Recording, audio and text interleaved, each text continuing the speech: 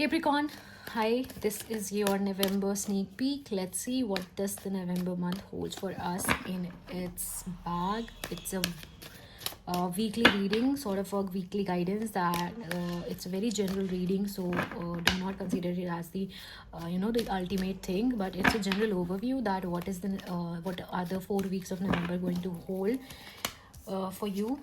So we have Six of Swords, Knight of Cups, Eight of Pentacles, and Ten of Swords.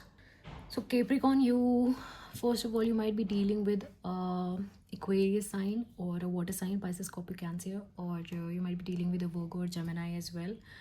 Now, what is happening here is that from you are having a turbulent phase in your work environment. This is about work environment. I sense that for some of you it might be love as well, but from the deck it is clear that it is about work. So you are moving towards a peaceful phase right now, and you are working on your recovery. So is this work environment where it's very toxic, which has affected your emotional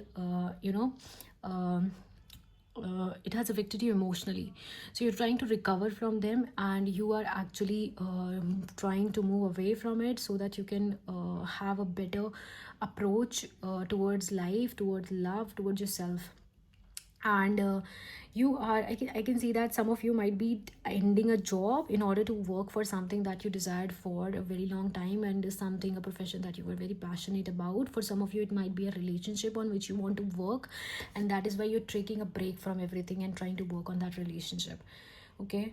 And in the end of November, take it as a guidance, Capris, that something will end, and you will feel betrayed. Somebody, so be very cautious about this whole situation. Okay, somebody is trying to manipulate you, somebody is trying to betray you, and I can see that you already know that this person is trying to do something wrong with you. Or if you are working in an organization or with someone, they are trying to manipulate you into doing things which you do not want to do, or they are not paying you sufficiently for your work, or you do not feel that you have the